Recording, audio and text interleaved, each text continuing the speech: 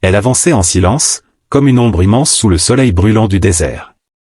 Pendant que le monde braquait ses projecteurs sur les grandes puissances, une autre force, plus discrète, plus enracinée, prenait forme dans les plaines du Maghreb.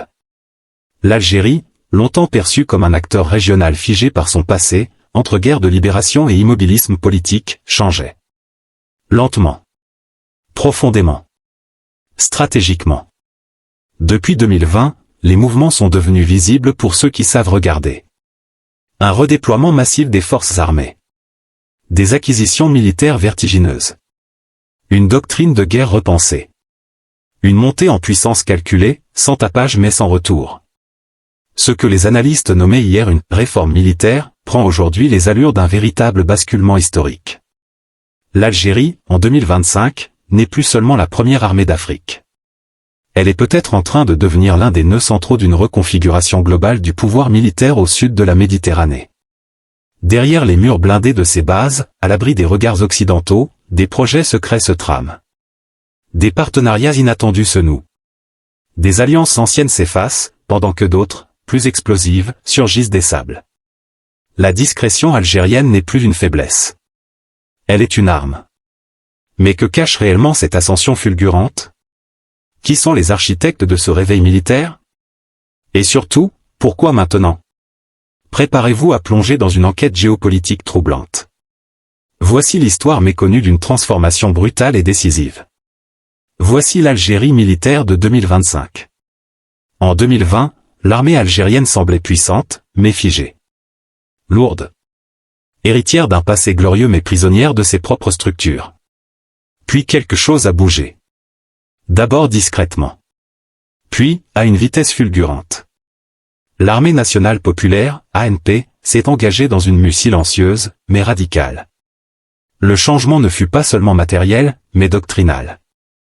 Il ne s'agissait plus d'avoir des troupes, mais de bâtir une force multidimensionnelle, capable d'agir sur terre, dans les airs, en mer, et dans les sphères numériques.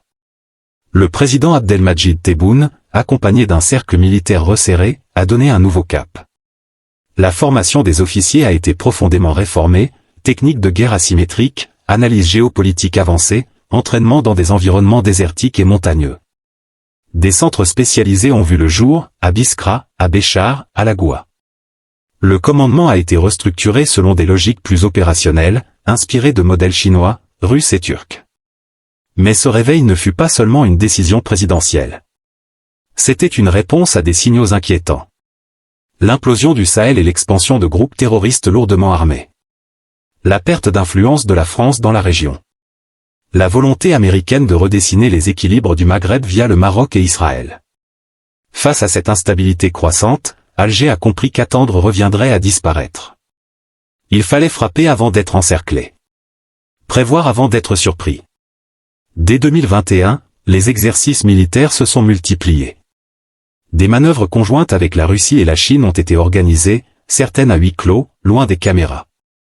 Des unités d'élite, comme le fameux régiment des forces spéciales, RFS, ont été suréquipées. Le mot d'ordre était simple, anticiper le chaos. En 2025, les résultats sont là. Une armée plus rapide, plus intelligente, mieux commandée. Un état-major qui ne se contente plus de réagir, mais qui conçoit désormais sa propre stratégie régionale. Ce que l'on appelait jadis, la Grande Muette, parle aujourd'hui dans un autre langage, celui de la puissance organisée. Derrière les uniformes impeccables et les parades militaires, se cachent des chiffres bruts, implacables. Des chiffres qui ne mentent pas. En moins de 5 ans, l'Algérie est passée d'une armée solide à une machine militaire hypertrophiée, méthodiquement renforcée, calculée pour dominer. Avec près de 500 000 militaires actifs et réservistes, l'Algérie s'impose aujourd'hui comme la plus grande armée d'Afrique en termes de volume opérationnel.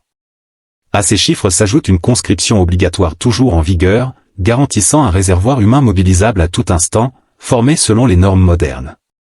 Le budget de la défense, lui, a explosé.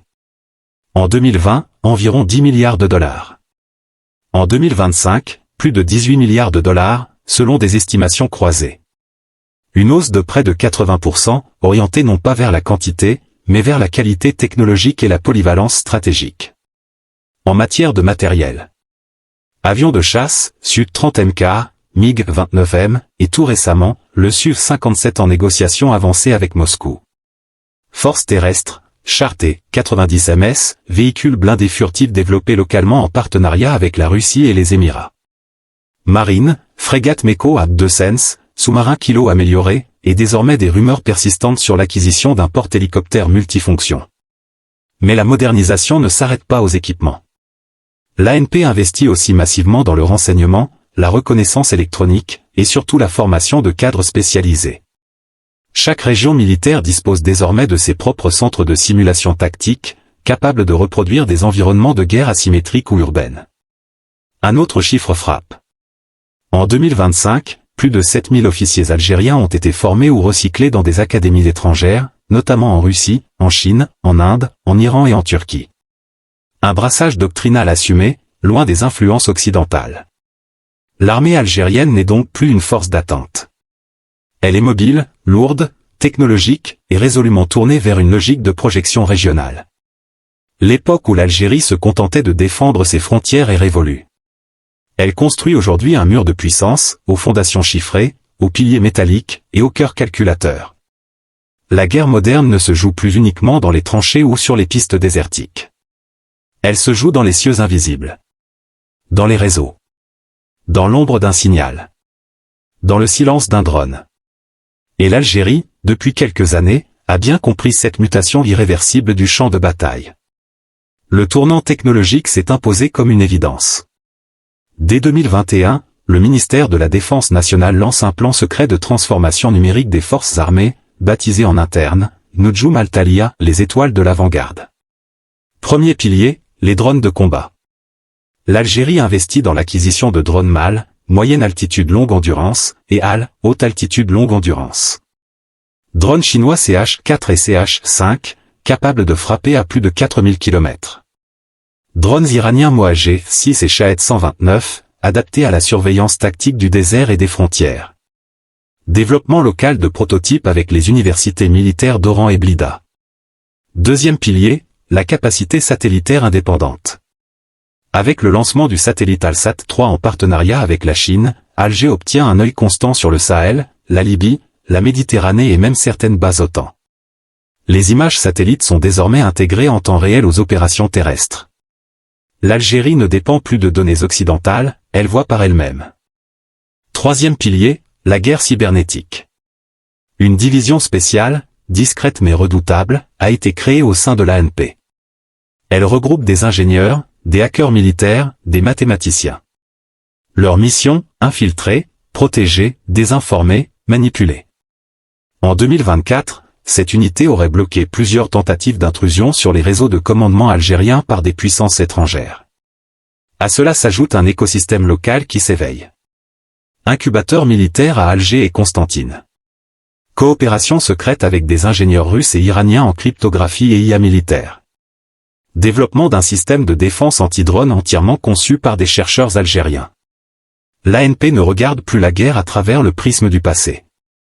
Elle la pense comme une architecture fluide, où la vitesse, la donnée, le code, et le silence sont devenus des armes.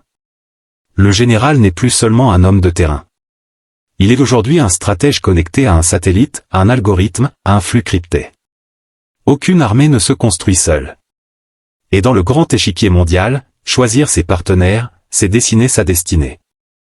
L'Algérie, fidèle à sa tradition de non-alignement, a pourtant forgé, dans l'ombre, une alliance triangulaire puissante, qui défie les équilibres de l'ordre établi, Chine, Russie, Iran. Ces trois puissances ne sont pas de simples fournisseurs d'armes. Elles sont devenues, au fil des années, des piliers d'un projet militaire souverain, affranchi de la tutelle occidentale. Avec la Russie, c'est une relation historique qui s'est métamorphosée en véritable pacte stratégique. Livraison de systèmes S3 Sens puis S4 Sens, qui offre à l'Algérie une couverture anti-aérienne parmi les plus performantes d'Afrique. Formation croisée dans les académies militaires russes, notamment à Moscou et Volgograd. Coopération pour la fabrication locale de chars T-90 et de missiles solaires. Avec la Chine, la dimension est technologique et industrielle. Construction d'usines militaires conjointes dans la région de Blida. Transfert de savoir-faire dans le domaine des drones et des radars à haute fréquence. Accès à la technologie satellitaire avec l'aide de l'agence spatiale chinoise. La Chine voit en l'Algérie une tête de pont stratégique vers le Maghreb et la Méditerranée. Avec l'Iran, c'est une alliance discrète mais redoutablement efficace. Partage d'expertise sur les drones suicides et les systèmes de brouillage électronique. Échange d'officiers spécialisés en guerre asymétrique, en particulier pour le combat en zones arides et montagnardes. Formation en cybersécurité offensive, un domaine où l'Iran excelle depuis des années. Ces alliances ne sont pas uniquement militaires. Elles forment un bloc idéologique d'indépendance, face à l'OTAN, à l'Union européenne, aux bases américaines et aux ingérences régionales. Elles offrent à l'Algérie ce que l'Occident refusait depuis des décennies. Le respect de sa souveraineté. L'accès à des technologies sans conditions politiques. Une place stratégique dans un monde multipolaire en mutation. En 2025, l'Algérie n'est plus acheteuse. Elle est partenaire. Co-constructrice. Actrice. Le vent tourne, et Alger n'est plus seul. Elle parle désormais avec 3 grandes voix à ses côtés, un trio qui réécrit les règles du pouvoir militaire global. L'Algérie n'a jamais cherché l'expansion. Mais elle n'a jamais toléré l'encerclement. Et en 2025, c'est dans le Sahel, immense et instable, que se joue en secret une partie décisive de sa stratégie militaire. Depuis le départ chaotique de l'armée française du Mali, une faille géopolitique béante s'est ouverte. Groupes terroristes, mercenaires étrangers, trafiquants d'armes et d'êtres humains prolifèrent dans cet espace sans souveraineté claire. Mais derrière ce chaos apparent, des mouvements invisibles se dessinent. Et l'un des acteurs les plus méthodiques dans cette recomposition silencieuse, c'est bien l'Algérie.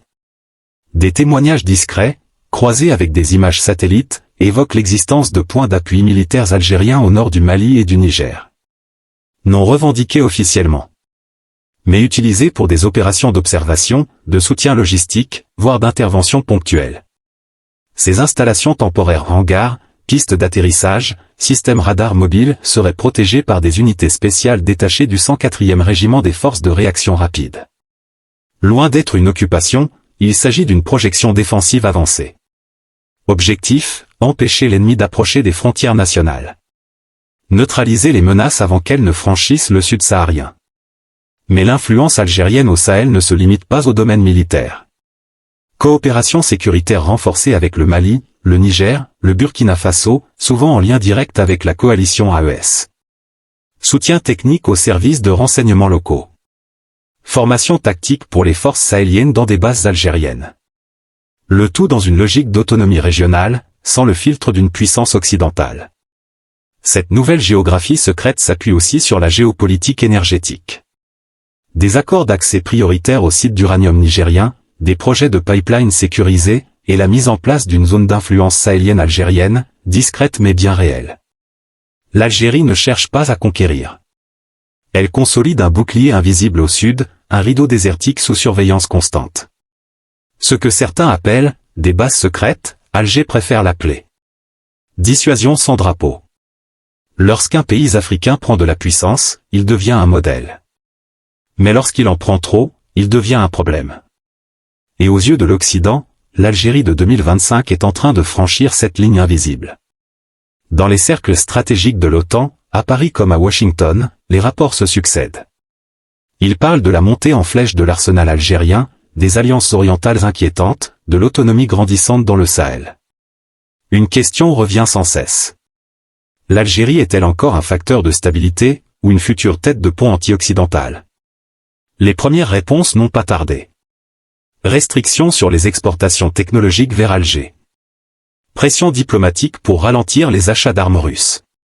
Tentative d'isolement dans certaines instances régionales, via le Maroc ou des partenaires européens. Mais ces leviers classiques peinent à fonctionner. Car l'Algérie ne dépend plus de l'Europe ni des États-Unis. Ses armements viennent de Moscou, ses drones de Pékin, son soutien technologique de Téhéran. Et ses flux économiques se diversifient vers l'Afrique, l'Asie et le monde arabe. Frustré par cette perte d'influence, l'Occident change de ton. Une campagne médiatique insidieuse est lancée. Article sur « Les dérives autoritaires du régime ». Mise en doute de l'usage humanitaire de certains équipements. Soupçons exagérés sur des bases secrètes ou des projets d'espionnage. À cela s'ajoutent des manœuvres plus discrètes.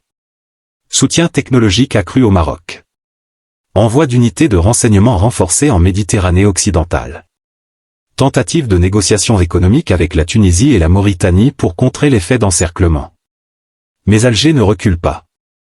Le pouvoir politique et militaire semble plus soudé que jamais, convaincu que la pression étrangère n'est que la preuve de sa réussite.